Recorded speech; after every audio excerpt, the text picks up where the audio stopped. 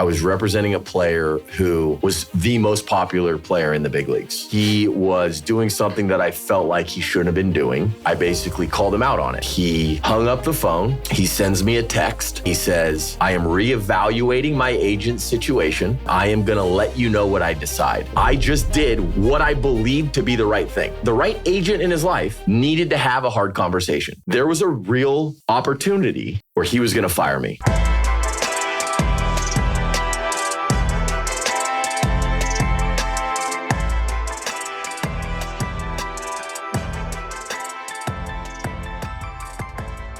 We have decided to rebrand the Advocate podcast, and we are now known as the Most Valuable Agent podcast. Now, how do you make a decision like that to be like, you know what? Because it was like year one, the Advocate.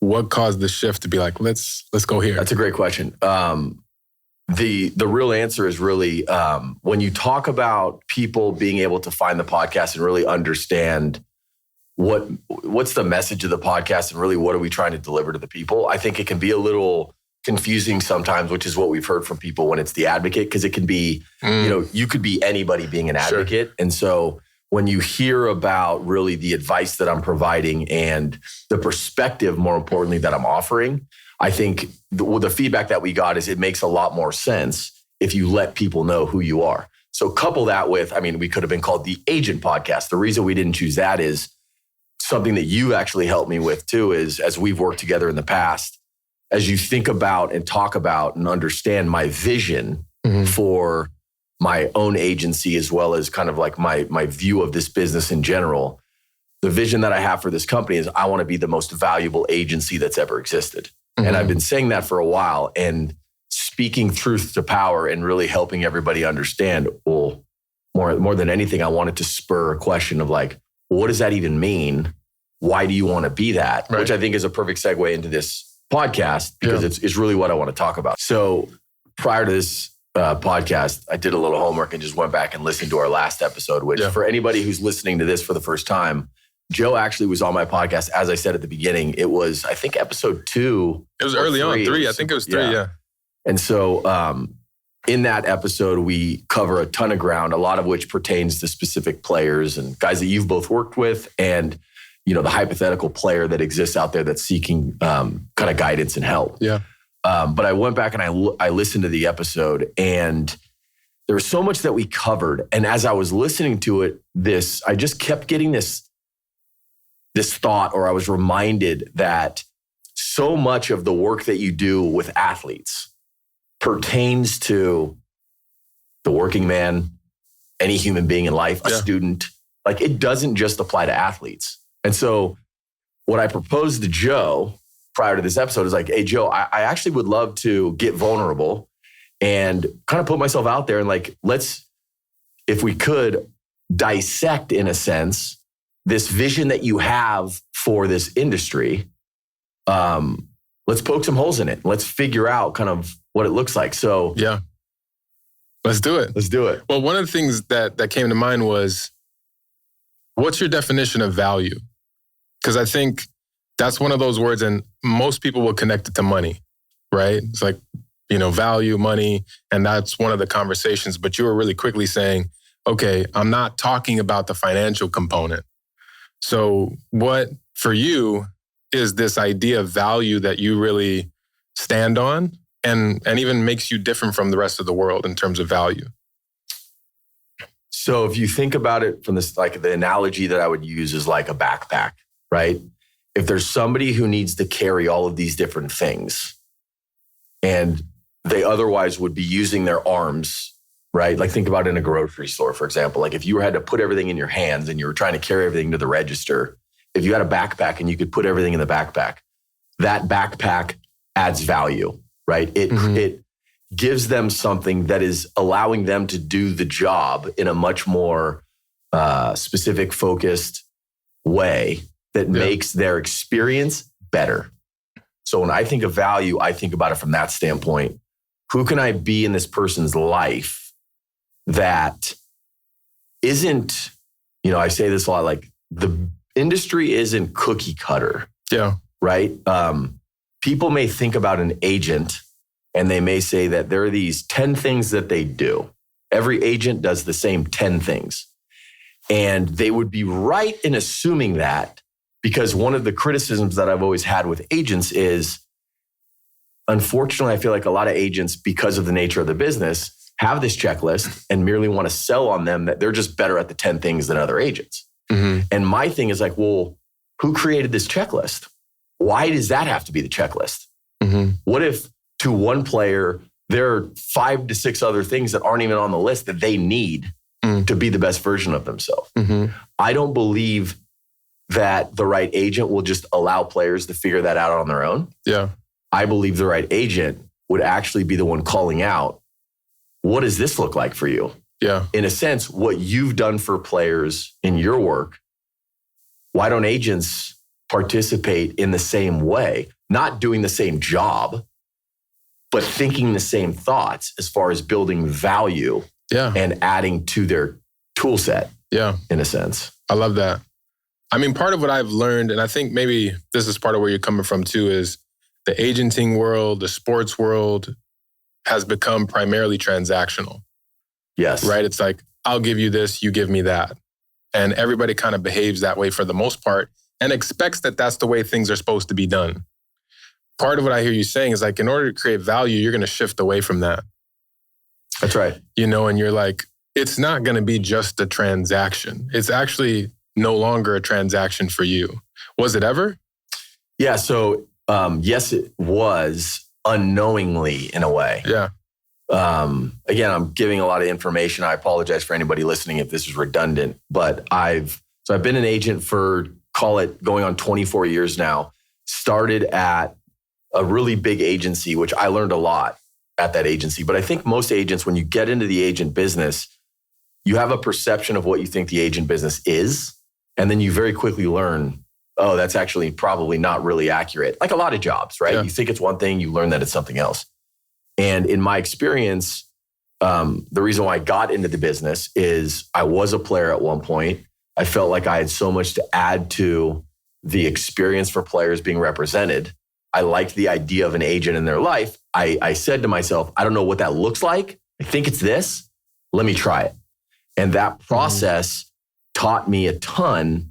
But what I learned over the beginning, call it the first 5 to maybe even 10 years is there's a better way to do this. Mm-hmm.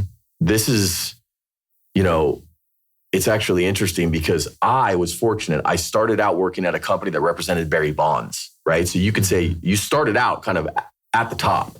Yeah. And the more I spent time at companies like that with that mindset, the more I realized, the right model is actually, it looks totally different.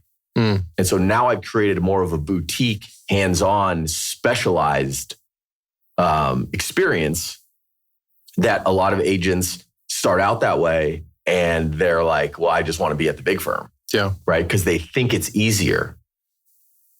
But it's night and day from what I believe to be the best way to represent players. For sure. Yeah. Yeah. I love that. So I ask this, right now, when you think about your vision, the thing that you're stepping into as an agent, does it scare you? Does it scare me? Yeah, I would be lying if I said that fear wasn't part of the calculus. And I don't think it's, so when you say scare me, I compare that to fear, right? Like fear. So I think about, does it scare me? It scares me that no one would be willing to do it, right? So here's what I will say. Yeah. Since I've launched my own company, one of the things that I have experienced is I am going up against an industry that has created this level of competition. Call it, are you familiar with blue ocean and red ocean strategy? Yeah, absolutely. Right. So red ocean strategy, for anybody who's listening, is essentially a certain market where there's so much competition that everybody kind of eats itself, right? And there's blood in the water, hence red ocean. Right. And, I'm up against an industry where they're more interested in killing each other than they are stopping for a moment and asking themselves, what are we doing this for? Mm-hmm. we are all here to work for players, right? We all actually want the same thing. Mm-hmm. So the reason why the industry is how it is isn't because we don't share this vision of wanting to help clients. The reason it is how it is because we're human beings, and there's a side of every human being that has this selfish agenda. And so our selfish agenda as agents has actually created this world that prevents players from really being as good as they could be. Because you could just ask the question, the Major League Baseball Players Association, they serve all players. They have this dream and ambition, which I agree with, which is how do we continue to help the collective player? Yeah. Whatever that looks like. And I think agents should share in that. But what I've witnessed is agents, they don't want to serve all players. They want to serve their players. And the reason they want to serve their players is because they want everybody else to say, oh, you're the best, so I want to be with you, which means they get to make more money, etc. And that creates this spirit of business that is it's gross, right? It's no different than politics. Like why, you have the left and the right. So much of the energy around politics is just looking at the other side's position and saying, you're wrong, rather than saying, this is what I believe. This is why I believe this is right. Let's have a conversation around it. It's more, no, they're wrong. So then, believe me, right? Yeah. And I look at the agent business the same. I totally don't remember what your question was. Yeah. But I was saying, does your vision scare you, right? So, because this is part of it, is most people, and this is when I work with athletes, whoever I'm working with, they're going after a vision that they really think is attainable, right? That isn't scaring them at all in a good way. Right. So I think there's the type of scare you that debilitates you, and so therefore you don't go after it. And then there's the type of scare you that's inviting you into courage. So I want to speak to that for a moment, if I could. The reason why fear isn't the driving emotion I have when thinking about this subject, and I think the reason for that is I believe it's my calling, right? And I feel convicted with that. And so because of my belief system about that, in a sense, like I said, it's not that I'm afraid to do this because of how heavy of a lift it feels like. The idea that nobody would ever do this scares me. Because what does the industry look, right? What does the industry look like? Or what do players not have access to that they really should? And that's been the most disappointing thing for me over the last 20 years before launching my firm that I witnessed was, agents very quickly want to make themselves out to be this like hero, but deep down they know that they're full of shit. Yeah. Right. And I know this because without saying where this was, I've had conversations with people in this industry where they would say something to a player, and immediately after we left that player, they would say the exact opposite as though this is like an act. Sure. Right. Yeah. Because and I've always said, traditional agents treat this business like it's a sales business. In reality, it's a service business. Yeah. So that's just but one example of them treating it like a sales business. Yeah. And so again, not to belabor the point, but for me, it scares me more that these players would never get to experience really a quality that they deserve to really have success like they should. Yeah. Well, I'm privy to a little bit of your story. Yeah. So when I even think about, this is part of the interesting thing with fear, right? Is it's usually always a part of the equation. And part of what I know about you, right, is like, it's not that fear doesn't enter the picture. It's that you don't allow fear to dominate or dictate your decisions, right? So that's at least what I know about you. Now, with that being said, you were part of an agency for a while, and correct me if I'm wrong, part of what kept you there so long were some fears at times. Where you were like, what about this? What about that? What about this? What about that? Right? And so that kept you in a comfort zone. But then there came a point where you just couldn't take it anymore. Mm-hmm. And you said, I'm going to do something scary, right? Which is, I have a vision for what I want to create in the world. And I'm going to get out of the comfort zone of what I know here in this safe agency, this comfortable agency, even though I don't agree with everything, but I know it. Mm. And so I'm going to choose to jump out. When you did that, there was a lot of challenges. Yes. Right? And now, oh, holy shit, like you're in the midst of things that you didn't expect. There's obstacles, there's things pushing up against you. And now again, some fears emerge. But because your vision is so strong, you fought through it. Right. When you got through that, there were some more things that you're like, oh, this is a little bit scary because, right? It's like, oh, now I'm realizing some things maybe about the team and the dynamics are these the people that I want to build with, right? So you learn some things there. It was a little bit scary at times, but you got to the other end, right? And I think now there's this thing of like, all right, what if I chose a vision that actually did scare me? So even if it is, when it comes to being the most valuable agent, I want to make such a strong impact that my reputation precedes me. That when I walk into a room, not because of how much money I make, but people talk about the impact that I have in other players' lives. And again, it's not scary, like, but like, who do I need to become in order to create that type of impact? Mm. What are the ways that I need to grow? What comforts do I need to shed, right? In order to become this type of agent. Is there anything that you could think of where you're like, there's a part of me that doesn't want to change this? Maybe there's a part of you as a human that you're like, I hope I can get there without changing this part of me or without transforming this part of me. Is there anything that stands out? So what comes to mind is, I want to say this, but I don't want it to sound self-serving. This is going to sound self-serving. It's not meant to be. So like anybody, I have flaws, right? And I would say... Not like my wife. Yeah, right. Yeah, right. Mine neither. Yeah, okay. I oftentimes lead with my heart. Mm. And leading with my heart has got me into situations in my life where I have been vulnerable and I have in turn been negatively affected by those decisions, right?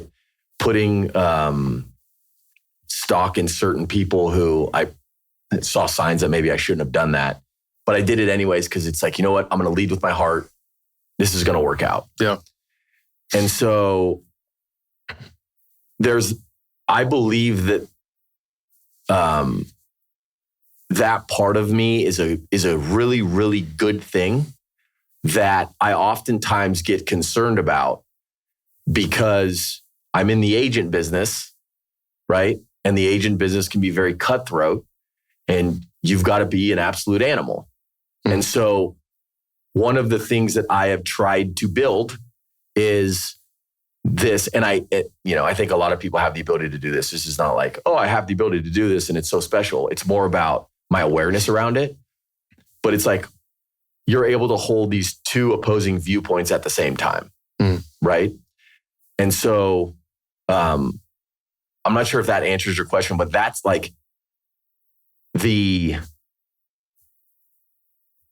the word I'm looking for. It's not like innocence, but it's the good naturedness around what I'm about that I don't ever want to lose. Right. Because I've talked to so many agents who, funny enough, the guy that started the company that I first started working at said something to me one time and he said, Matt, are you sure you want to do this? This is a miserable business.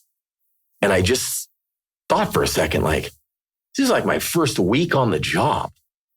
And how odd is it for someone who's been in the business for over 20 years, who's made an incredible living, who's like impacted a ton of lives, to say that? Yeah. And I just thought, I never want to be like that. I never want to be this disgruntled man who feels like, well, I've been doing this and I built this, so I guess I'll keep doing it, but I don't really like it. And I don't really give a crap about any reason why I'm doing it. Let's just make some money. Because I think that's what ultimately happens if you lose that good-naturedness that I'm describing. Right. So that's the one, like I say hold two opposing viewpoints, not because I think you don't want to be good-natured, but there's a competitiveness that lives in any agent that, in a sense, is like a fuel. Sure. So I want to be able to utilize the fuel for the impact. Yeah. And I think, this is based off, again, because I'm privy to some stuff in our conversations.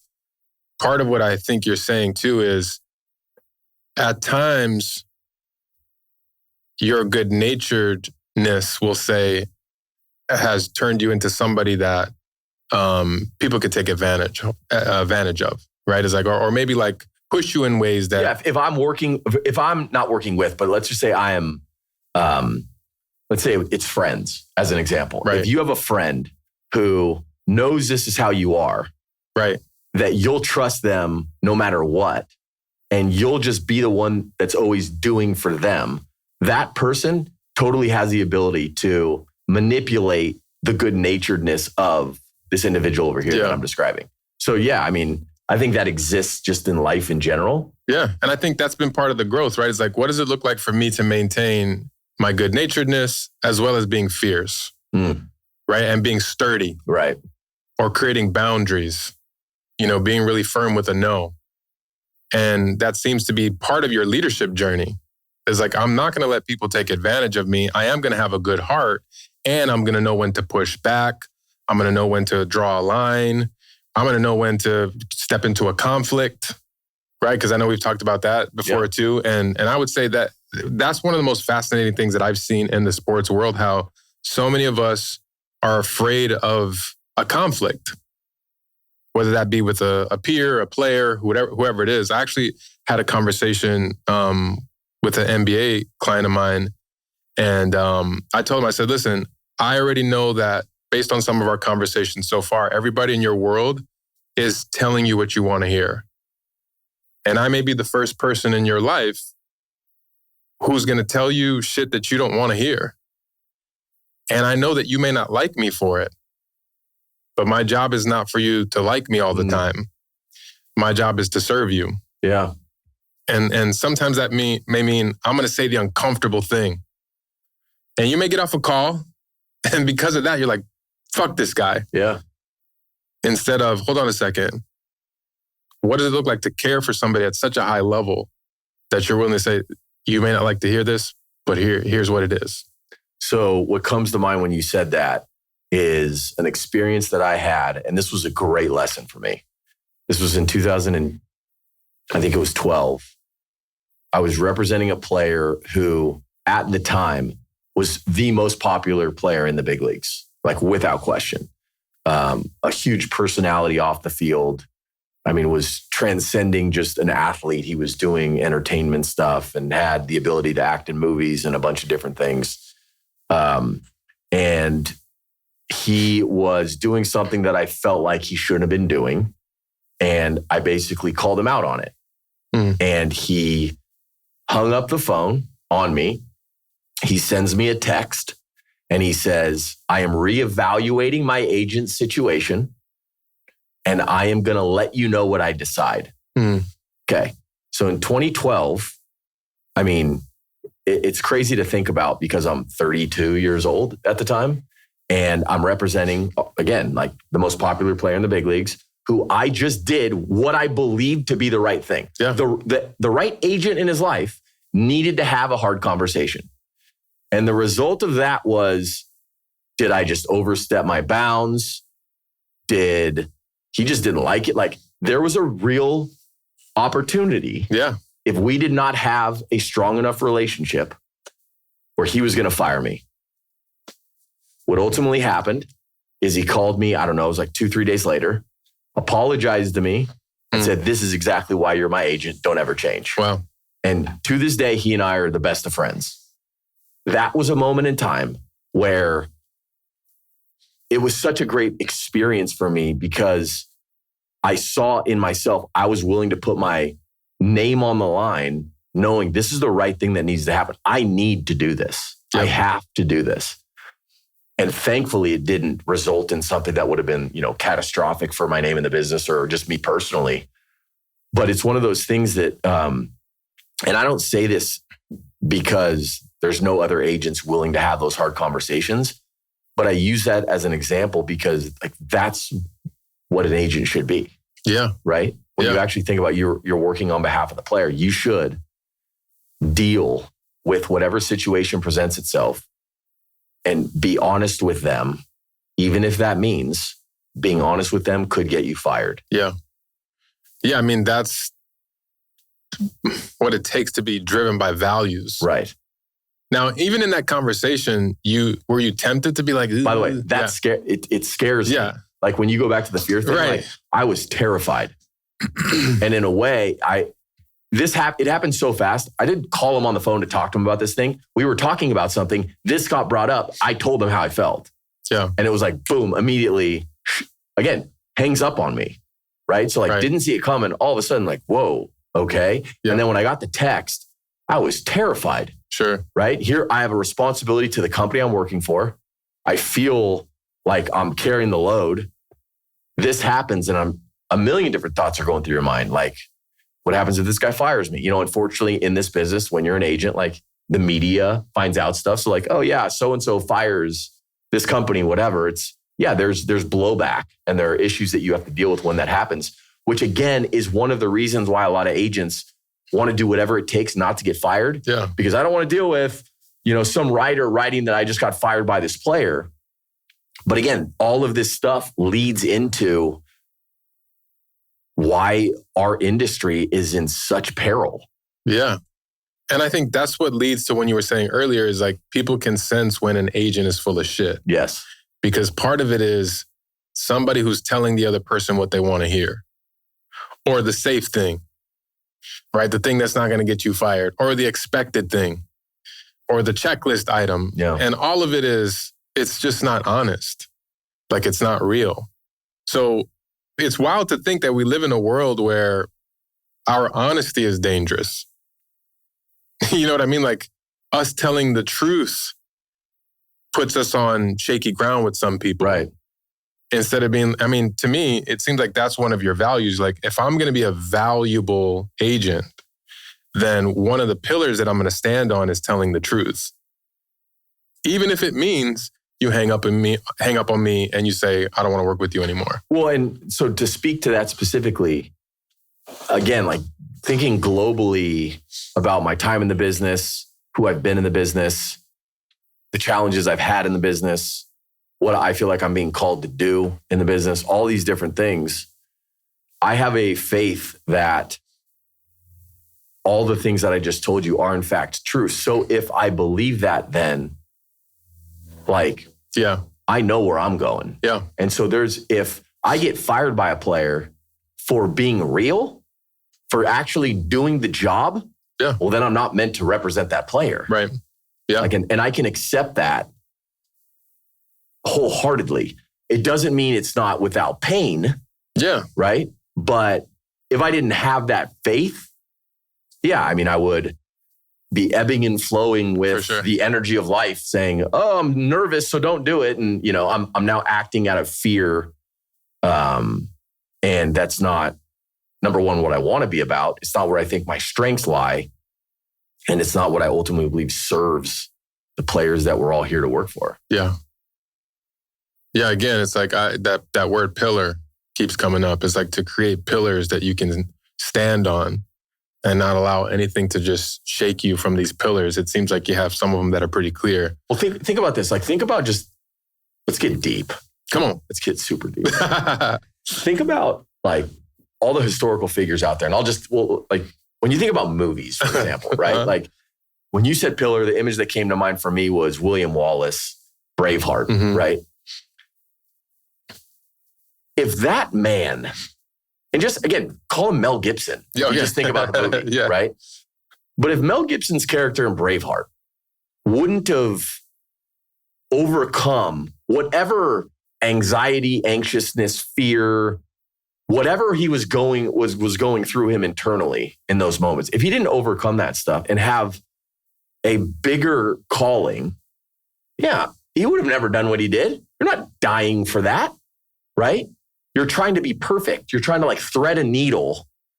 Oh, how can I get myself to a place where everybody says I'm the greatest general or whatever?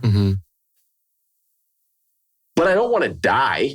I don't want to be criticized, right? And to me, like, that's death for a lot of people, right? To be criticized is death. Yeah. Right? Right. And so I think just, again, looking at historical figures and thinking about, if you want to be really great, whether that's a baseball player, in your line of work, in my line of work, as a financial advisor, whatever it is, like, you have got to be willing to push beyond limitations that feel life-altering, but you're willing to do it anyways. Mm-hmm. Like, I want to rewrite what is available to not just my players, but all players. Yeah. Yeah. So one of the things that I do, when I'm working with an athlete or a coach or whoever it is in the sports world, is I start to poke around vision with them, right? And that's a little bit of what we're exploring. Meanwhile, also asking you questions, because there's things that you're saying that are really interesting to me. One of the first things that I love to do is find out and even invite them into impossible ideas, right? Impossible visions or pictures of the future that they start to say, yeah, that sounds great, but it's unrealistic. Mm. And that's not something that I think I can do. Yeah. Or that's not something that I think I can create. Or even sometimes it's like, yeah, maybe that's possible, but in 10 years. So what's that thing for you right now what's the impossible thing that people are like, Matt, come on, man. Like, that's not going to happen. And make it as specific as possible, like as measurable as possible. What's the thing that you feel like you're going after that you really want to create, that even a part of you is maybe a little bit worried, like, is this possible? Yeah. Is it real? So there's two passions that I have. There's the player passion of, I see a problem. I see that if you just think logically about the problem, meaning the problem I'm referring to is players ultimately are trying to reach their highest potential.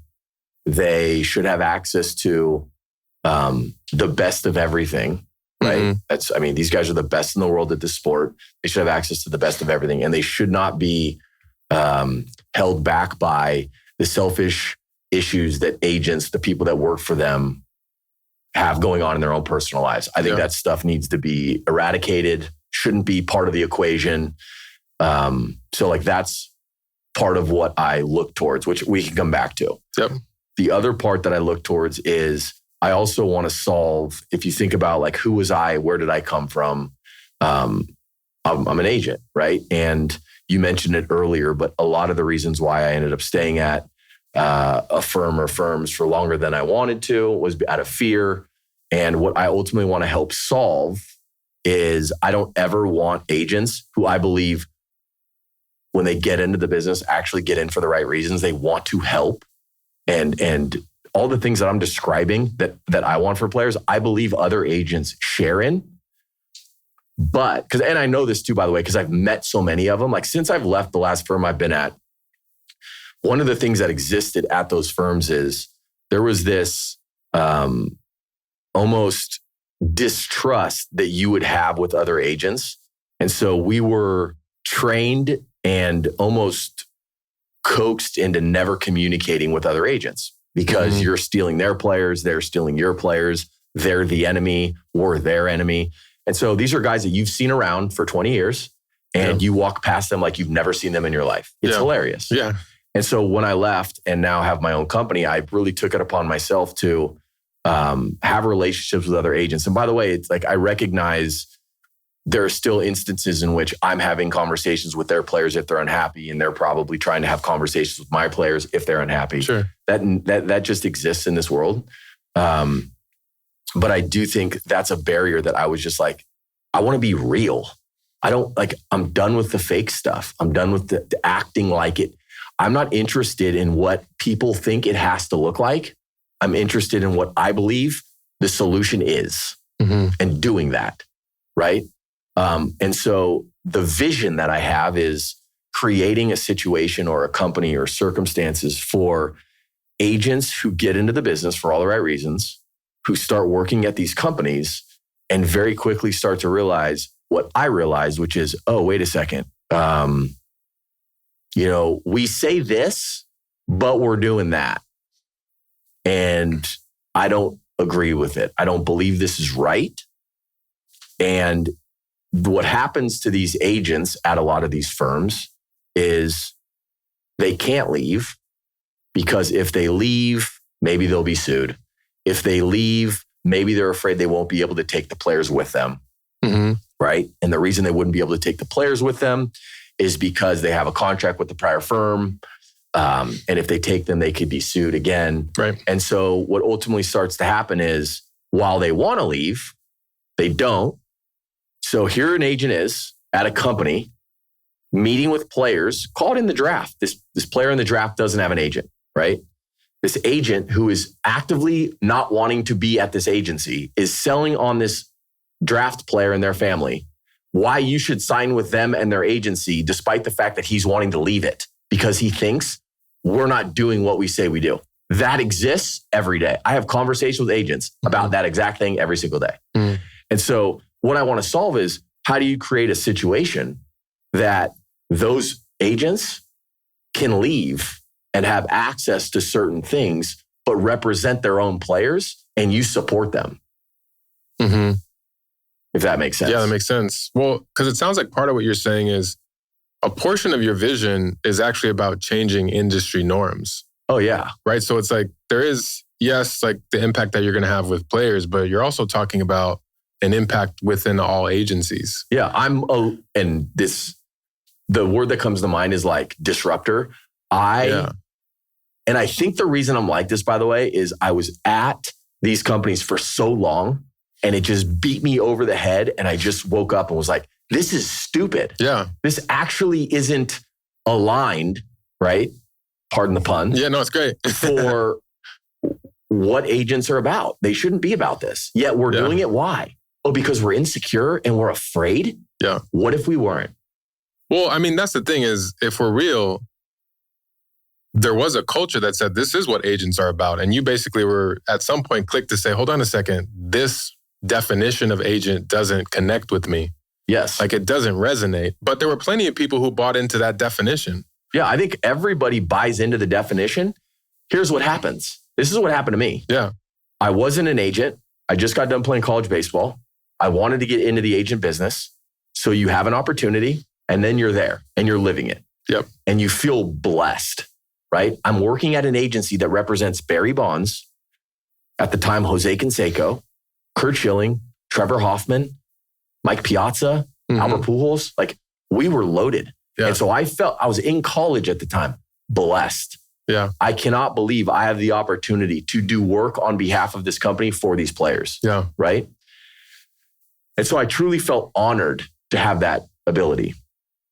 And so as you do the work, you very quickly realize, oh, and again, this is not new to a lot of people listening. You realize, we say we're working for players, but it kind of doesn't feel like that. It kind of feels like we're working for ourselves. And there's an agenda here that we're not really being truthful about. Yeah. And so now you're feeling honored in one sense and a little gross and dirty in another. Like, how do you reconcile these two thoughts? And so what slowly started to happen for me was, all right, I'm going to do things the way that I think they need to be done. And so then you kind of start operating in this capacity, and then you start getting pushback. What are you doing that for? Sure. Not on board with that. Sure. And so the more you get attacked for doing things the way that you feel called to do, the more it just becomes unacceptable until your head explodes. Yeah. Yeah, right. And then it's all done. Yeah. So this is part of what I get to do with folks, right? It's like, there's a lot of this has been exploration. How do you think, what are some aspects of your vision? And then the more I gain information, right, and just kind of get into your head a little bit, I can spot some patterns. So one of the things that I notice, right, is there's a lot of your vision that's compelling, right? And it's really inspiring. And also we need to get really specific because some of it is still vague, right? And your brain is doing that for a reason. So why do you think with some of these things that have, really affected you, you're still staying very big with what you want to do or create?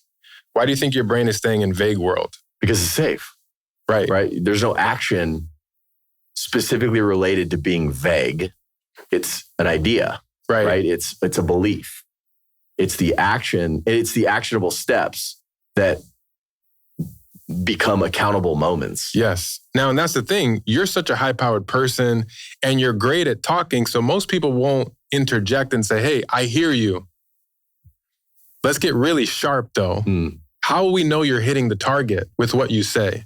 So for example, if we say, all right, as you move into this vision, you're like, I want to change the percentage that agents get across the board.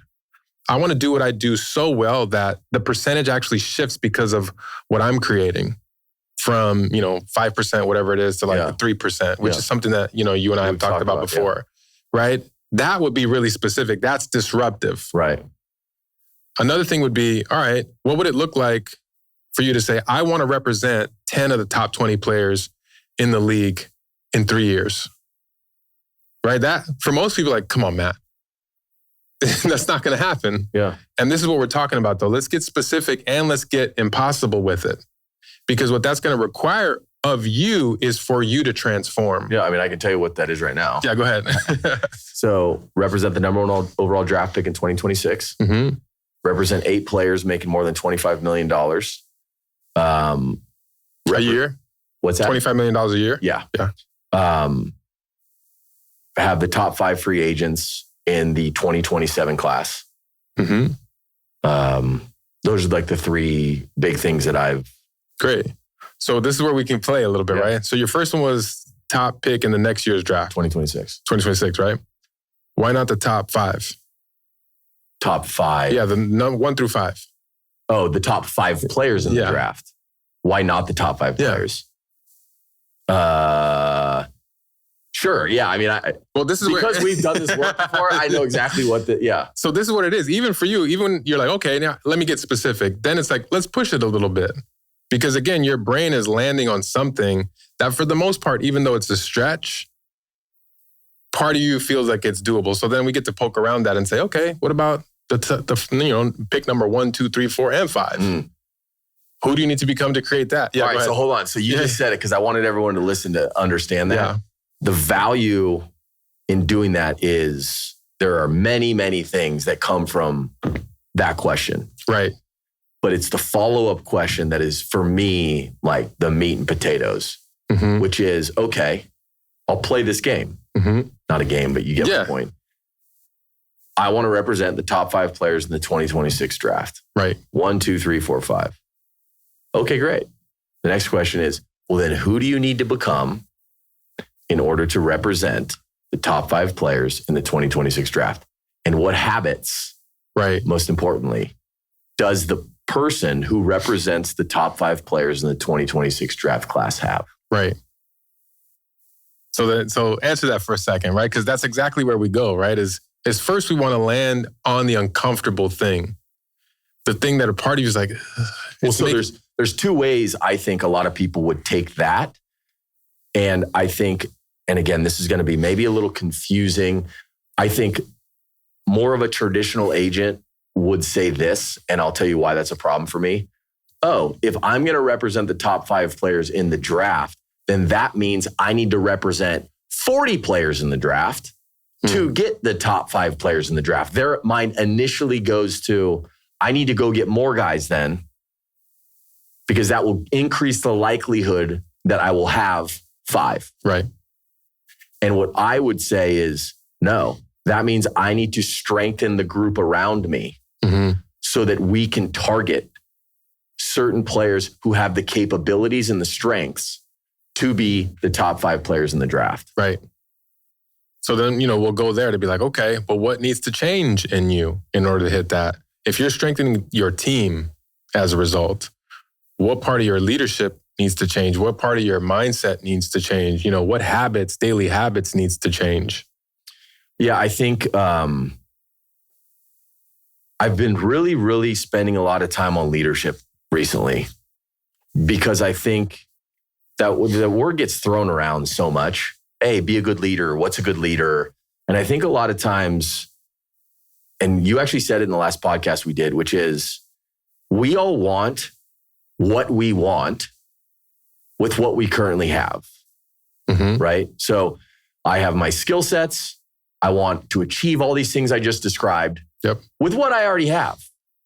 That's what I want, right? So I want to represent the top 5 players in the draft in 2026 with what I'm currently dealing with. And what I've ultimately realized is, well, no, like you need to expand. You need to grow. And oftentimes people grow not by choice, but by force, right? I've failed, therefore I need to make this change, and then the result of which is growth. Right. So as I think about what does it look like to expand and grow and be a leader, for me, it's really holding people accountable, myself included, to the vision and to the greatness that that person who represents those guys would ultimately have.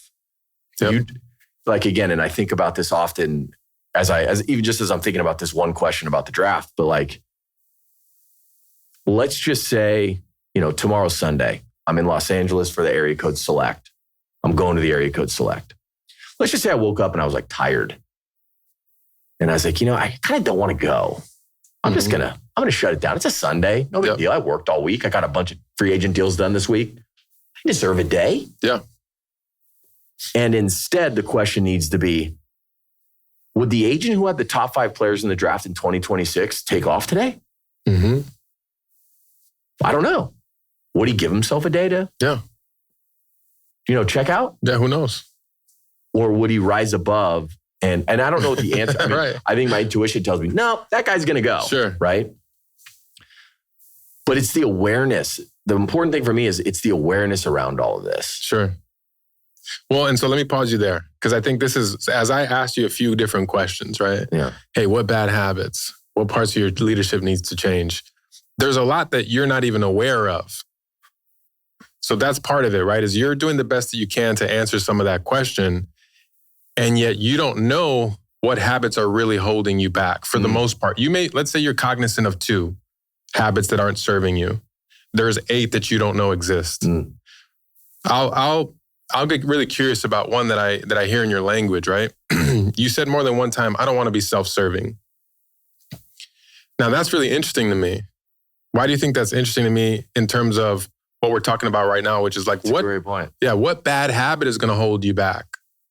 Right? What do you need to step into to expand your leadership? What if whatever idea you have about self-serving, which seems like at times you're like cautious about it, right? Like you're tiptoeing around the thing that you think is self-serving, whatever that is. I'll tell you. Yeah, go ahead.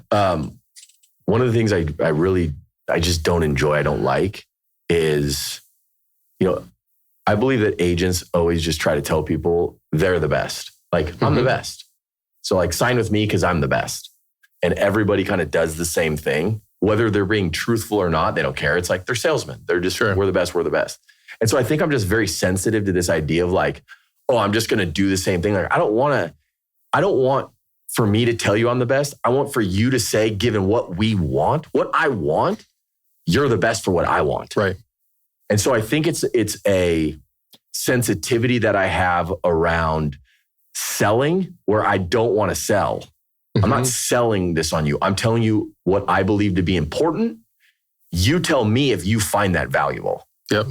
So that's why, sure, that's at least where my mind goes. Maybe that's not how it comes off. Well, and I think there's some limiting beliefs there, right? And part of that could be, I cannot serve myself and you at the same time.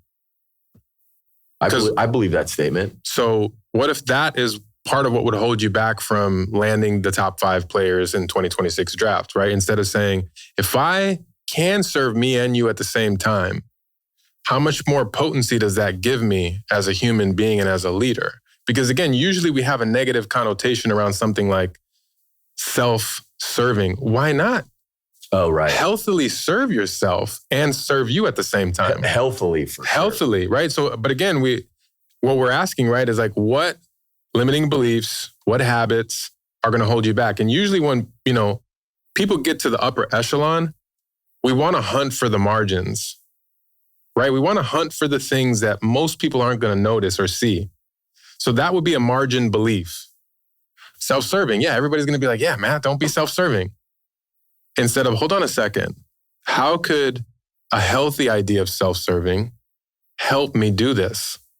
And what does it look like to serve myself from a place of potency or even from a place of humility? Because I think we inject arrogance into somebody who's self-serving instead of saying it doesn't have to be that way. And so part of what I love, when I work with, high performers is inviting them into a powerful definition of humility. Because I think that's another one of those words that most of us would be like, yeah, be humble. Instead of, no, I actually have a really powerful definition of humility where I'm not going to make any apologies for who I am. And my strength is in my identity. Sometimes I'm going to communicate to you, hey, I'm the baddest in the game. And nobody's going to be able to serve you like I will. And I will not apologize for that.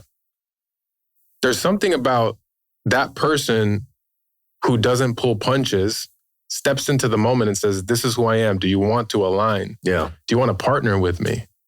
That, when somebody else hears that, they're like, who the fuck do you think you are? Yeah, right. But in the best of ways, right? Where they're like, if you have that confidence right now in front of me, maybe I'm willing to say, all right, let's partner because you're going to have that same confidence when you're negotiating for me. No doubt. Right?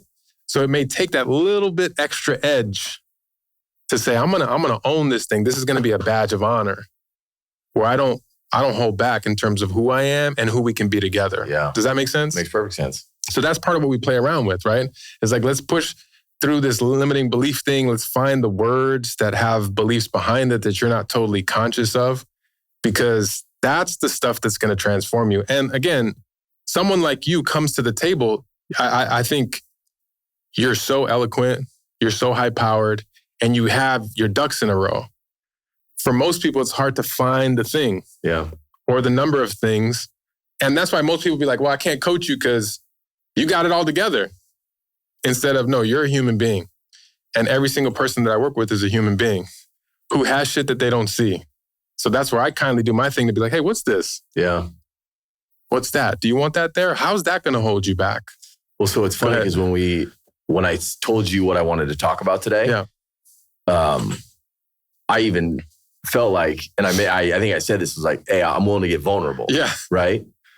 Because as hard as it is to hear, and it's not even criticism as much as it's constructive like feedback, but as hard as it is to like receive it, there is a beauty in being able to like, you give me feedback, I put it on the table and I look at it and I say, is there truth to that? Right. Right. And then like, and let's just say my intuition was like, no, there's no truth to that. Right. Like, but what if there is? Yes.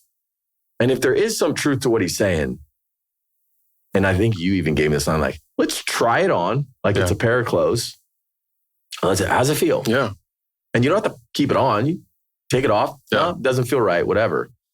But I think, I think that's like so fascinating because how many people, when receiving any sort of feedback, immediately just push back and are like, nope. Yeah. Don't need it. For sure. Well, and that's why I think asking powerful questions is a part of the game. This is why, man. Like,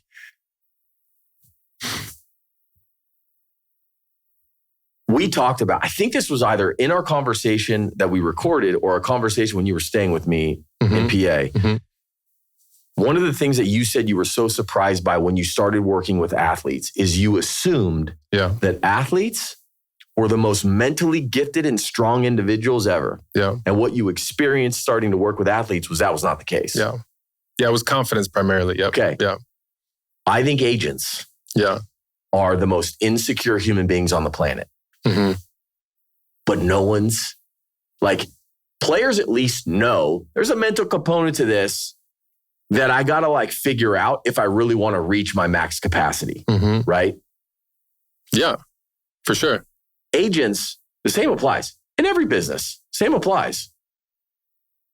What's keeping them wanting to grow? What's keeping them to say the vulnerability? What's allowing them this invitation into like, there's another level that I could be providing to this player that I'm not because of my own insecurities, because of my own fear.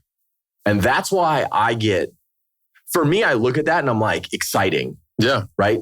Growth, accomplishing more things, making a bigger impact. Like that's where all of that stuff lives. Now, it doesn't feel good in the moment when you start to unpack it all. Right. Right? Well, it doesn't have to.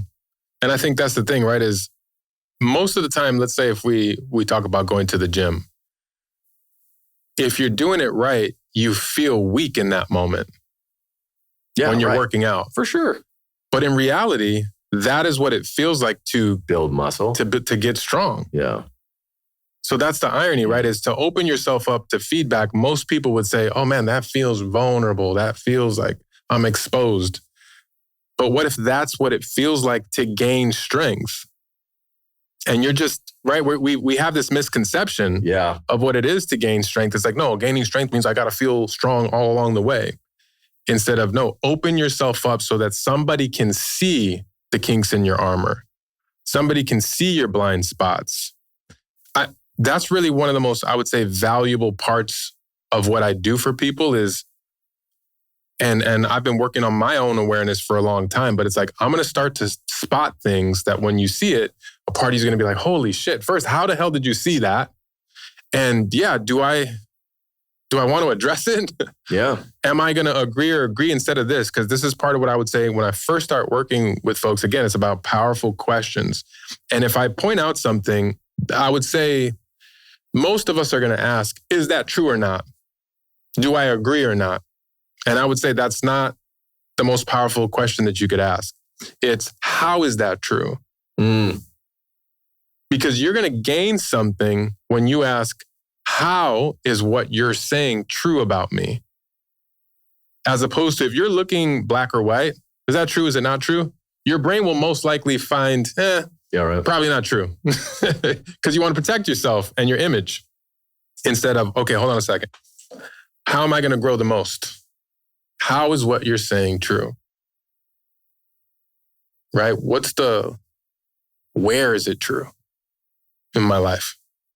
Right? Now you're going to find something. Yeah. What stands out to you about that? A lot. Yeah.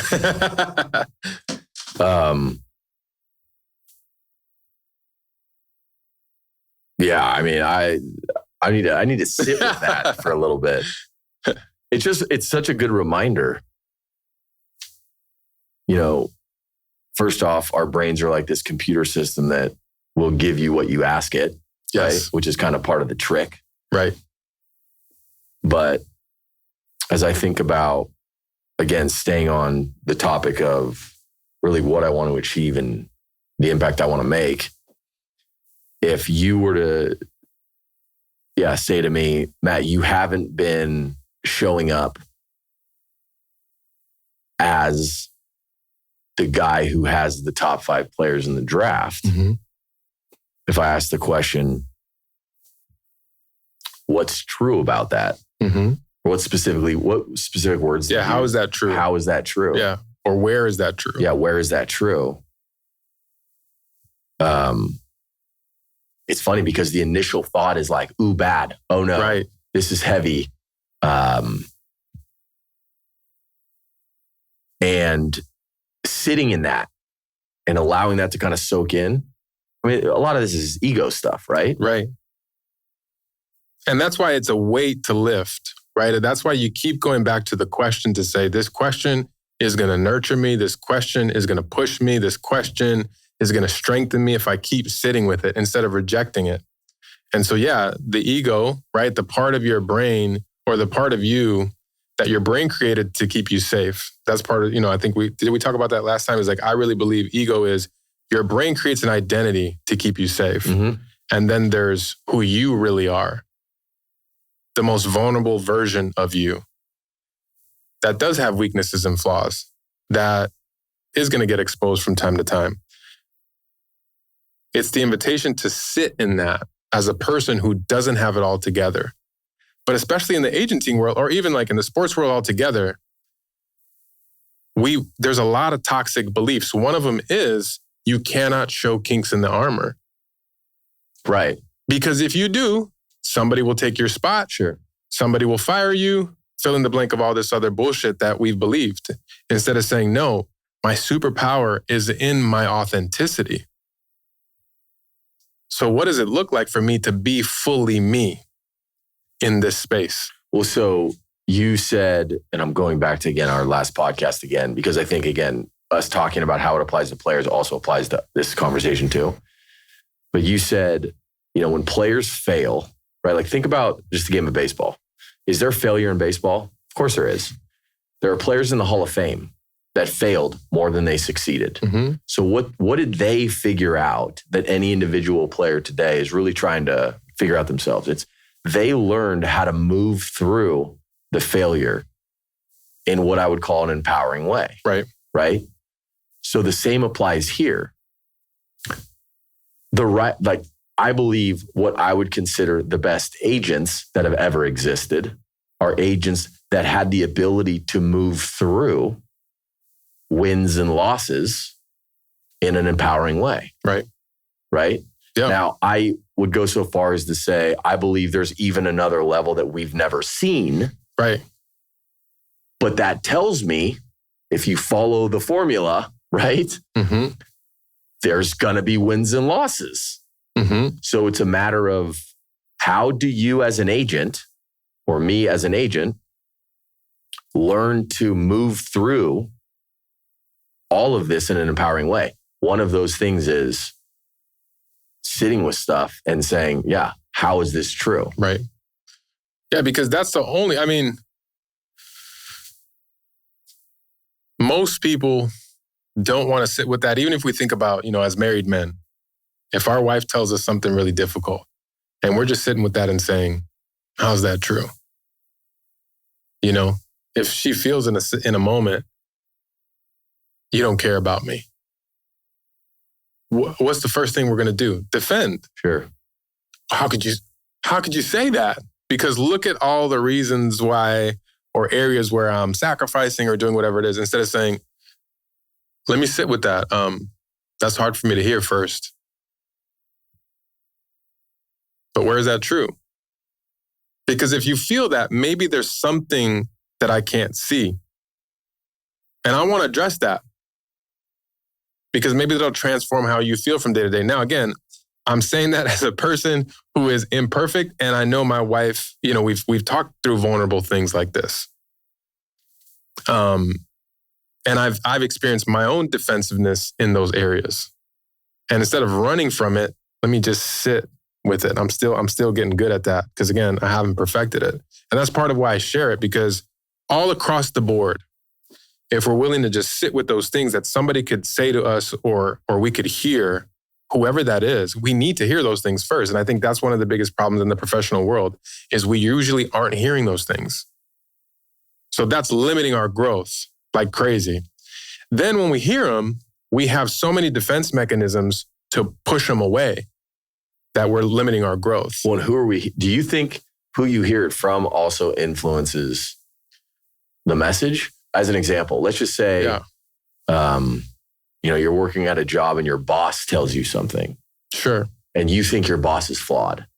Yeah. And this is the person who's telling you something. Yeah. It's very easy to discount it and say, you don't know what you're talking about. Absolutely. Instead of, as you said, how is this true? Maybe there is, just because he has differences and you don't like this person or you don't like her, just because they're telling you this and it's coming from them doesn't mean it's not true. Absolutely. Again, this is so prominent with athletes. I can't tell you how many athletes I've worked with who will say, yeah. Get specific though. Like, give me an example. Well, I just started working with somebody, and I don't want to get don't get names. I don't want to get too specific, but basically, I started to see this pattern that every piece of feedback that he got, he found a way to make it somebody else's problem. Oh. Or somebody else's issue. Yeah. Or something that they didn't understand about him. you know? Sure. And I told him that, I'm like, hey, do you notice that every time you get feedback, there's nothing that you can pinpoint there for you? How's that holding you back? And it's easy to blame, right? It's easy to be like, no, I'm not going to take that because X, Y, and Z. So one of the most this is what I'm even working on, right? Is like, there's a limiting mindset around this idea that if I'm going to take your feedback, I have to trust you. Yeah. So I'm going to say that's limiting, because if you really want to be powerful, I would say you develop the muscle to take feedback from people who you can't stand. Like the boss. That's right. Because if you can do that, you're going to be really hard to stop. Instead of this weird game that we play to be like, nope, you got to earn the ability to say something hard to me. Where's that going to get us? Yeah.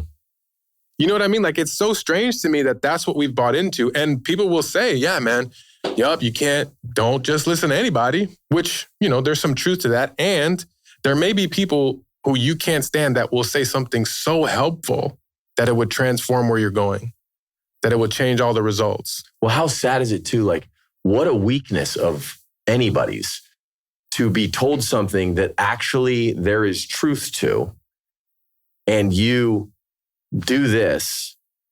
Nope. Like you said, like you haven't earned the right. Mm-hmm. That's tragic. It's tragic. But then if you think about this, how many times do we do that with people that we know love us? Yeah, that have earned it. Right. Again, but we can go to just how many times have we rejected what our wife says? Yeah. Or our brothers or somebody in our life that's close to us. So this is what it is, right? It's developing a muscle that says when somebody tells something, first I'm going to notice my resistance. I'm like, oh shit. I feel inside me the desire to want to reject what you're saying. And I'm going to change that right now in the moment, because first I feel it. And I've developed an idea of whenever that's happening, there's probably something powerful I need to hear. To pause ourselves in that moment, because otherwise we're developing a reflex, a habit. And that's what I would say is one of the worst habits to have as a human being, right? The habit of rejecting the mirrors. So if you get good at, I'm going to reject it because I don't trust you, guess what's going to happen? You're good at it now from the people you do trust. And now you're picking and choosing. What will I listen to? What will I not? I'll probably listen to something that feels better to me instead of something that feels really uncomfortable. So for every parent who's listening to this, that's what happens a lot of times with the kids, right? Right. Because the kids are, in a sense, you don't know what you're talking about. I'm not listening to mom. You've never played the game at this level. You're wrong, et cetera. Et cetera, right? And that's where I love to talk about this. Are your actions aligned with your vision?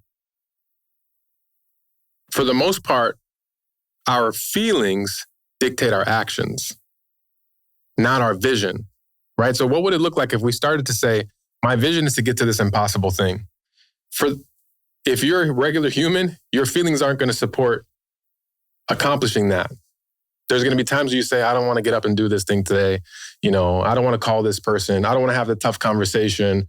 I don't want to work out today, whatever it is. Mm-hmm. Instead of saying, I know what my vision is, and I know that sometimes my feelings aren't supporting that. So I'm going to create values, and I'm going to let my vision determine my actions, right? So my vision is to grow. You're telling me something I don't want to hear. My feeling is to reject it. Okay, instead of that, align the action to the vision. I don't like this feeling. I'm going to step in anyway because I want my actions to support where I want to go. That is absolutely, transformative. And that's what I love talking about the difference between natural results and transformational results. If we look at, both of us were athletes. Naturally, I was a good shooter as a basketball player, but I got to a point where my natural talent only took me so far. I was not a natural defender. Okay. And so I had a coach who came in and said, if you want to go, play on varsity when I was in high school, you need to work on your defense. But what do you think I felt in that moment when I'm hearing that? Yeah, you're not good enough. Yeah, right. It's like, again, I'm a teenager. So I'm like, fuck, why can't I do it? What if I can't? All these thoughts that aren't really helpful. Instead of saying, what I know now, okay, I know what my vision is. Who do I need to become in order to turn into the defender that can play at the next level? And that required extra work. That required extra discipline. Those were the growth areas for me that I didn't naturally have. And you look at all the greats. I mean, I hear stories of Michael Jordan, who was a great, again, natural scorer. What he didn't do naturally was use his teammates. And what many people say was that was preventing him from becoming a champion. So if he wanted to be a champion, natural Michael Jordan wasn't going to do that. Transformational Mike, who, yes, could score the 35, but then also could pass the ball to Steve Kerr when the game was on the line, or John Paxson, right? These other players that some people may not know. But if Mike didn't pass to them, those game winners in the NBA Finals wouldn't have happened. So this is what we were talking about earlier with everybody wants to achieve what they want, get their vision with what they currently have. Right. So Michael Jordan wants to win all the world championships, just being what naturally he is. Right. Why do I need to change? Do you think, I get curious about this with players because there are so many players who have this incredible God-given ability. And I'm sure you've worked with some or you've seen some who they're just so set in their ways. And you just described one saying like it's always someone else's fault. Mm-hmm. And how do you get through to some of these guys who you're just like, oh man, you're just going to need to fail and hit rock bottom before you ever change? Yeah. Well, there's a number of pathways in. And I always say, it's like, how do you tap into people's awareness? One of them we're talking about, which is feedback. So the feedback dynamic is a way to open people up. But again, if that's blinding them, or if they're not open there, it's like, okay, what's another way in? Pain and suffering is a way for people to open up. Okay. Right? Now, again, part of what you're asking is, well, is there a way before it's too painful? Because I get afraid for guys where, they get the pain and suffering. It's too late, man. Like this game, it'll recycle you through it at a certain age. Yep. And so you're kind of at that point now, and you want to learn the lesson the hard way. It's going to be too late for you then. Right.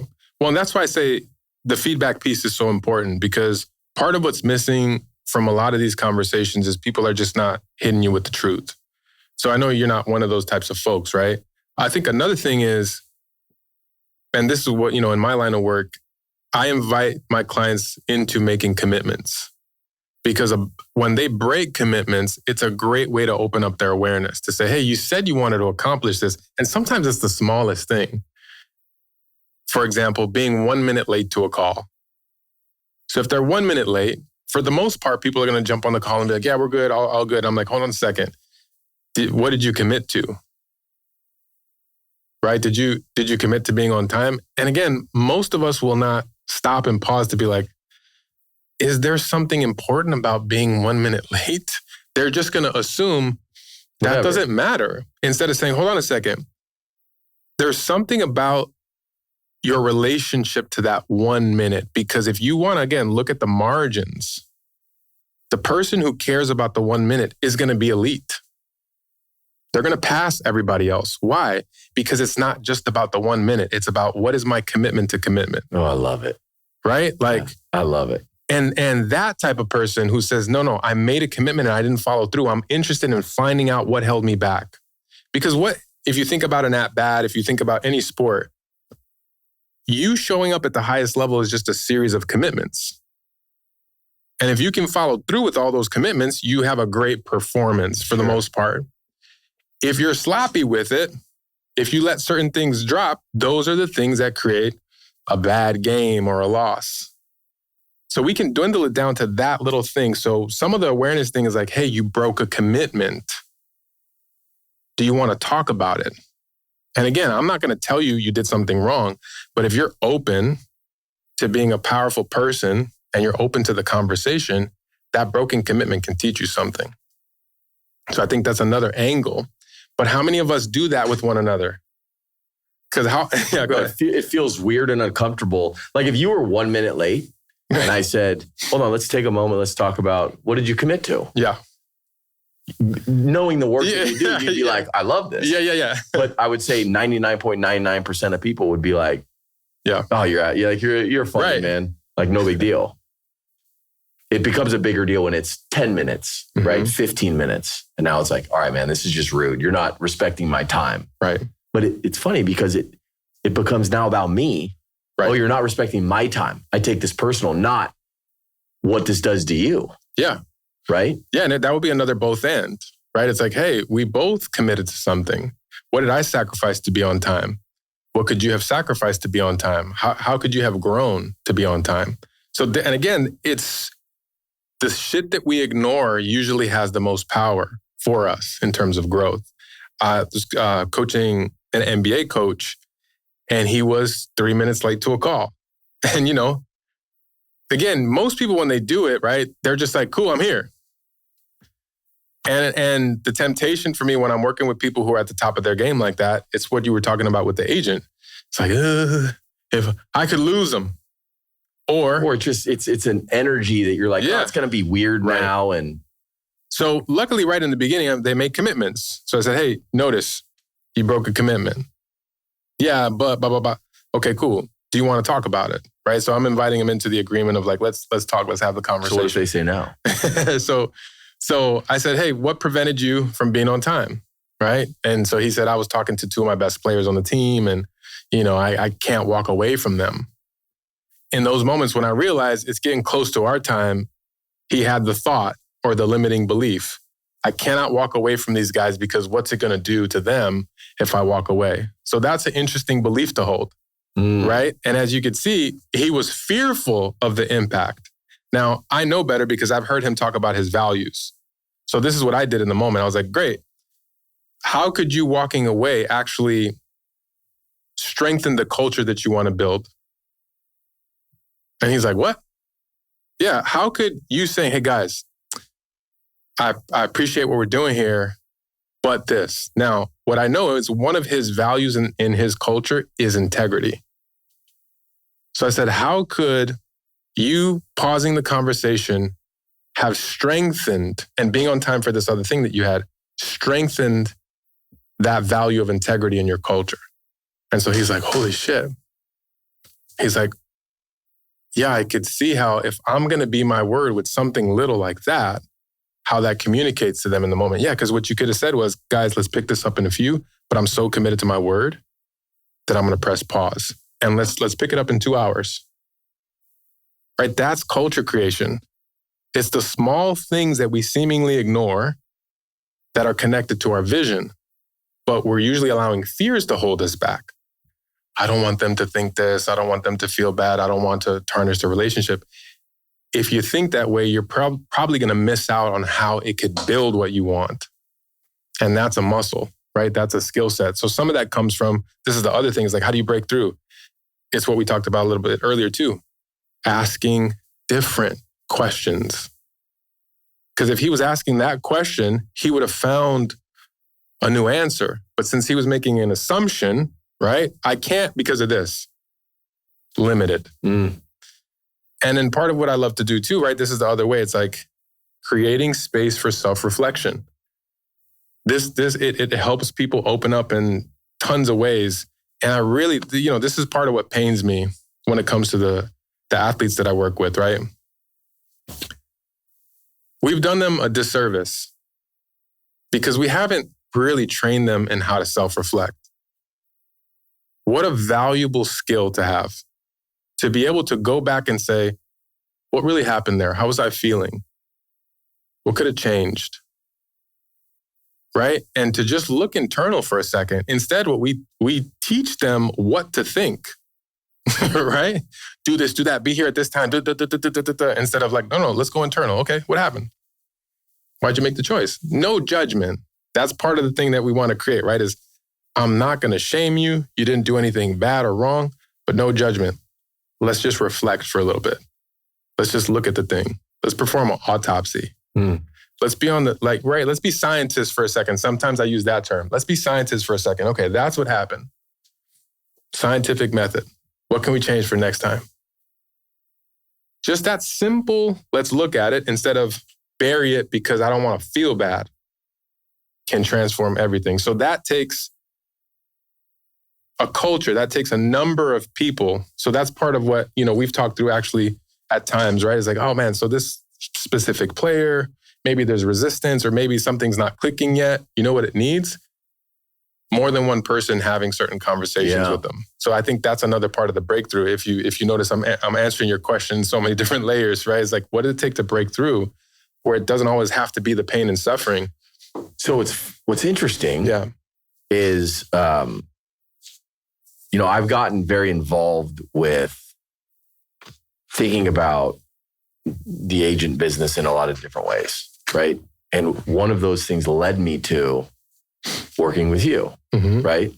And then experiencing you in a powerful way and then bringing you to players and saying, hey, I think you could benefit from talking to this person, right? And do you know the feedback that I've gotten from these podcasts that I've done when it comes to like the mental skills stuff or conversations I'm having in meetings with players who are meeting with a bunch of agents? Their response is always, that's not what your agent does. You just hire that person.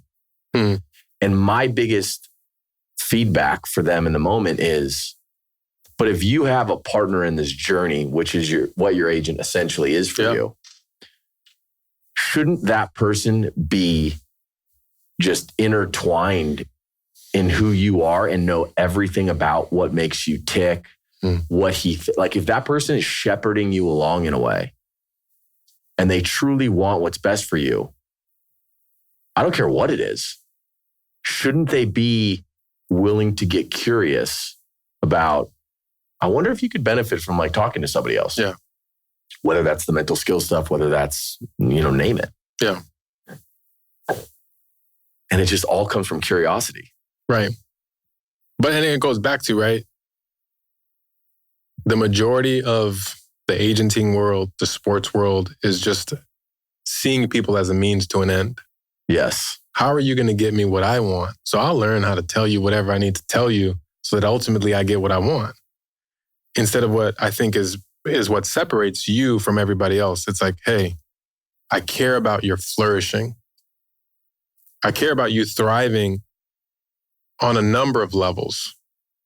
You're not just a player. You're a human being who has so much potential, who has so many gifts, right? And what if we tapped into that allowed you to like really bloom? I'm investing in that. And again, I think it's a great separator because when some people see another player or person as a commodity, you see them as a human who deserves relationship, who deserves investment, who deserves attention, right? All that stuff is what I would call transformational or transcendent. It's more than just the transaction that people have made it, right? It's the thing that when people are around it, they're like, there's something about you that I just want to be around. And I think that's right. When you're in a meeting and you have that energy, they gravitate towards you. And it's like taking the fear out and bringing the love back into the game, into the relationships. Yeah. It's as if you were buying a car, I believe that you deserve to own a vehicle that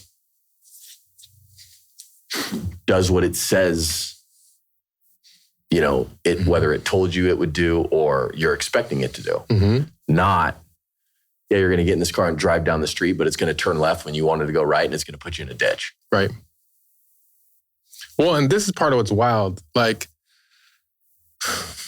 I feel like I've learned so much about the way we suppress what's evident, right? Like as human beings, we've gotten so good at ignoring what is obvious. And even if we use the car analogy, the check engine light is on. How many of us keep driving? Right? And if we are going to buy the car, but the check engine light is on, and do we ignore it? Or do we say, hold on a second, if I'm going to purchase the car, like I noticed this thing is there. Part of why I say that is because there are plenty of signals, there are plenty of signs telling us, hey, you got to address this if you're actually going to move forward. You got to address this if you're going to be your best self. What happens when we turn those parts of us off? Because we're told that's not helping you perform at the highest level. some of what I get to do, right, is like helping people notice all those things instead of ignoring them. Because when you notice them, now you have an access point. Because if you address the check engine light, probably going to get farther. As opposed to ignoring it and the car breaks down, or your career breaks down, or your mindset breaks down, right? But now if you can notice, oh man, like there's something that felt off about the conversation with this agent or, with this coach. There's something that felt off about my body. So maybe I got to be a little bit self-serving and take care of myself, even if other people be like, no, suck that shit up and play. Yeah. Right? Because I think that's a new conversation in sports, right? Where back in the day, you always had to suck up everything and play. Now more people are willing to say, no, nobody's going to take care of me. They will inject you with a shot, and we glorify that. Yeah, they think there's strength in not being vulnerable instead of strength actually in being vulnerable. Right. And I think it's a fine line, right? What's the fine line of, because I think there's players who gravitate towards the other direction, which is like, my elbow hurts, I can't play. Yeah, right. Right? There's a fine line between, it's not a pain that will take you out of the game. Learn how to play through that versus that other thing, which is like, no, I'm actually hurt and I'm hurting myself more by showing up to play. The only way that you can figure that out is what's the check engine light? Can I sense it? And am I willing to follow the advice of my body? Because my body's trying to give me some good advice. If I'm ignoring it because I'm afraid you're going to take my spot, I'm not going to be good any good 2 years down the line because my body's now falling apart. All that stuff is a part of, I would say, the work that I get to do because we are growing our awareness from point A really to point Z. You know what's an interesting question? Yeah.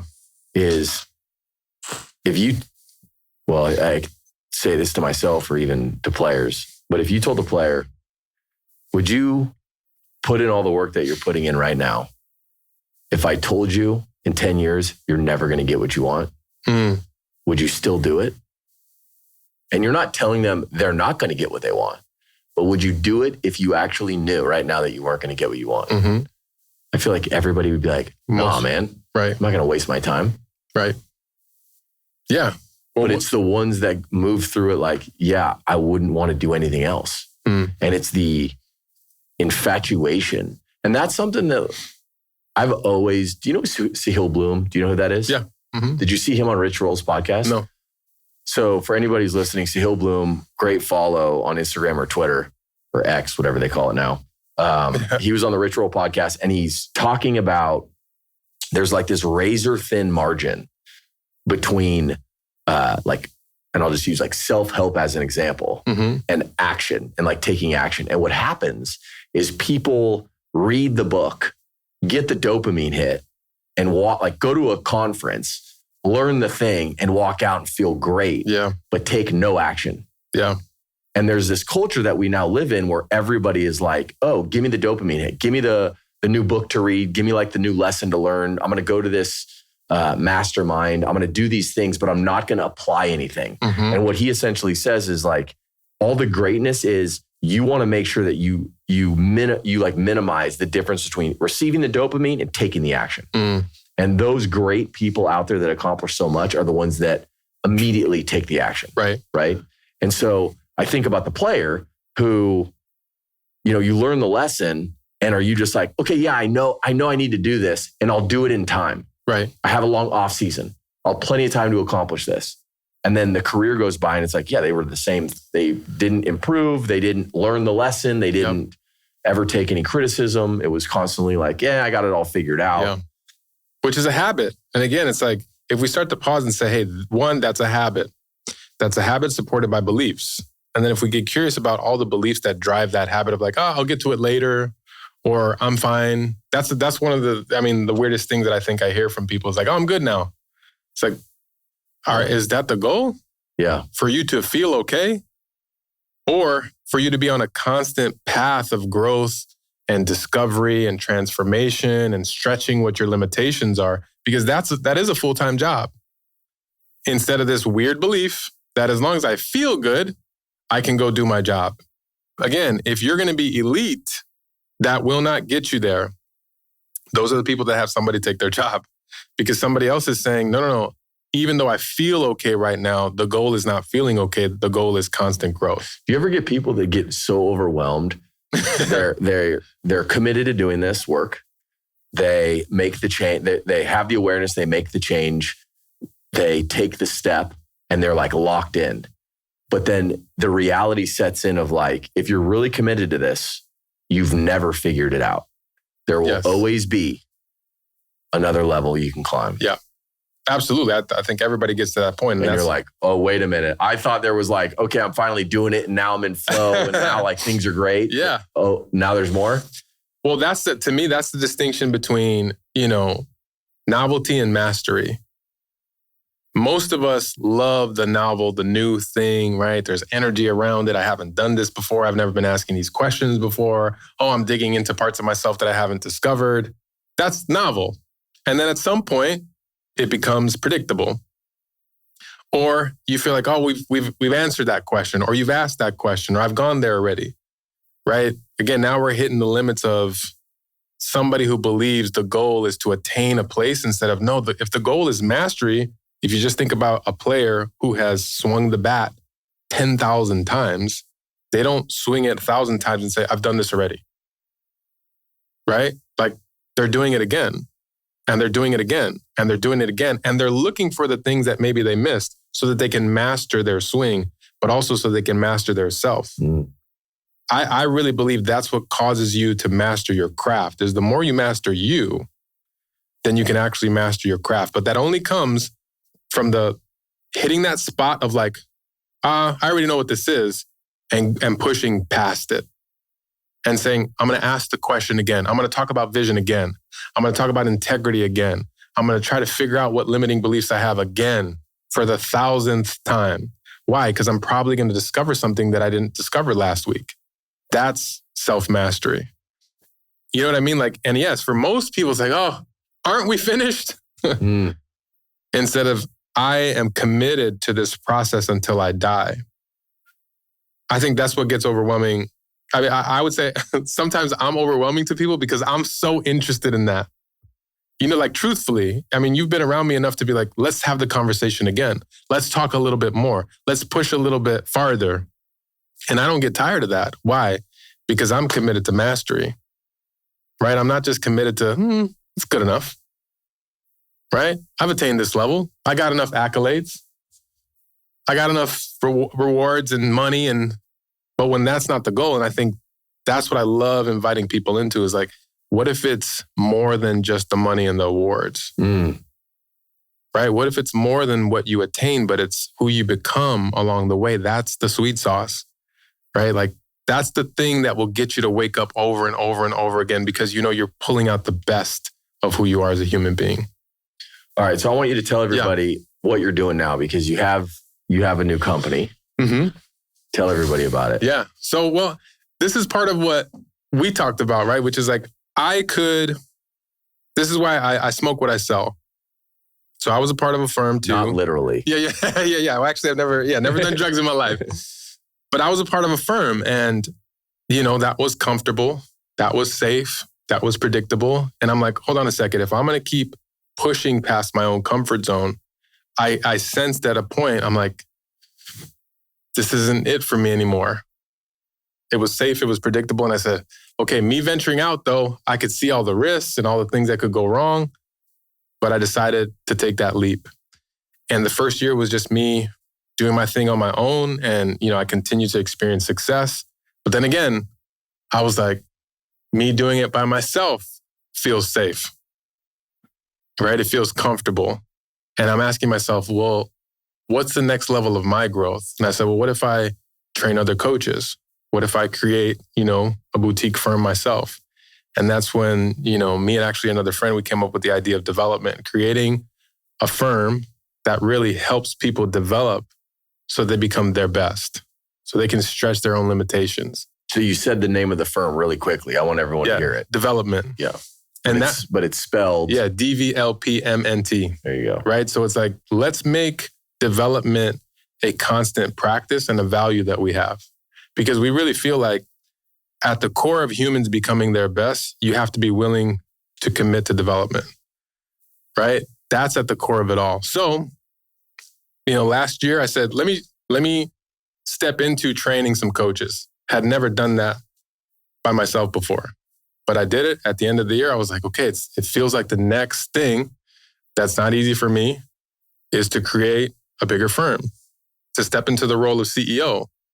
I had that wrestle. I mean, we've talked a little bit about that, right? For both of us, It's easy to be the person who's criticizing the CEO. Sure. It's much more vulnerable and difficult to actually step into that role. And that's where I feel like I'm at now. Right now, I don't have it figured out. I'm growing every single day, but essentially it's been 1 month now in that role of my own coaching firm where we want to make this big impact. And it's part of what you were saying, right? Is like putting strong people around me where we could all build this thing together and it doesn't live and die just on me. Yep. It's beautiful, man. Yeah. Yeah, we're in it. It is interesting though, like, because if you look at our job title, right? CEO, but we also do this other thing with me. I'm an agent, you're a coach. And so it's truly, it's just an interesting experience that a lot of people can read whatever book they want about CEOs. Like you don't truly understand what it is until you got your foot, in the door, or your feet on the ground, experiencing that on a daily basis. But again, just like everything that we just talked about, like there's a ton of growth. Yeah. And a ton of growth opportunity and all of that. And part of it is like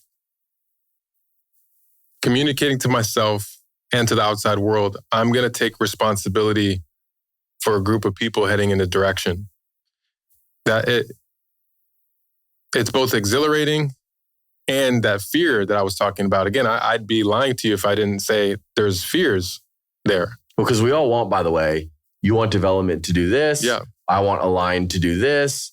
And we all know if we're going to be as great as we ultimately aspire to be, it's not going to be like this. No. It's going to be like this, right? So it's this expectation that things are going to be a little messy. And this is where I feel like we share this. It's also super exciting. Right. Yeah. And it's the thing that when we got married, right, we didn't realize how fucked up we were going to be. Yeah. Right. And how somebody has a front seat to all our flaws. And they could either hold that against us or they could say, I still choose to be with you. I hear Tara's voice right now saying, exactly.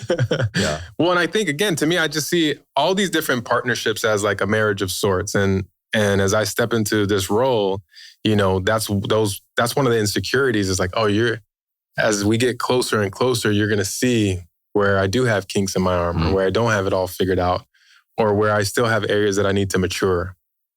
And I think that's what prevents us from these relationships that we're talking about, whether it be player agent, coach player, whoever it is. It's, do I want to allow myself to be seen in such a way where the person across from me knows I'm flawed and I still got work to do?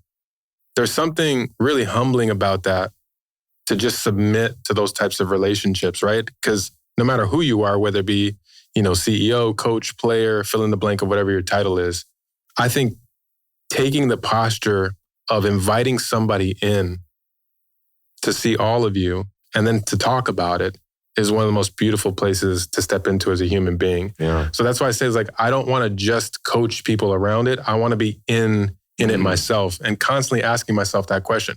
What's the new thing that I'm like, I can sense there's growth there. A part of me doesn't want to do it. And that's why I know I need to step into it. So here's what's funny. Yeah. Aligned, development. I think both of these enterprises are God-breathed. Like we talked about that last episode. Like I get so excited about where we're going to be as old men. Right. Looking back saying, remember when we did that podcast in San Diego, what we talked about? Yeah. So, no, I agree. And that's why,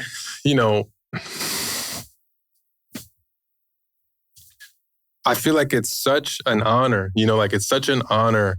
Like I didn't expect to feel a little bit of emotion as I say this, but, to partner with people who you can feel so much alignment with. And I think that's one of the gifts of this world, right? Is like, who can I rub shoulders with or grab arms with and say, hey, we don't know what's on the other end. but let's go make a dent together. Right? Like, let's go figure this shit out together. And right, like, we're going to get messy. Things are going to be imperfect, but just the community of it, right? Like, just the camaraderie of it, the brotherhood of it. I feel like we've lost that part of humanity where we know, hey, I'm in the foxhole with you. Yeah. Because it's easier to just go fight the war by myself, maybe up here, we think.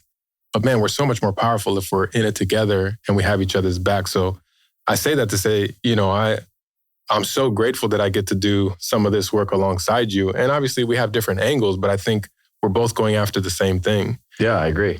So likewise, thank you. Well, I guess the last thing I would say is for everybody listening, we are now going to be live on Perfect Game TV. So excited about that. I got a feeling this is like episode 2 of like 20. Come on, let's go.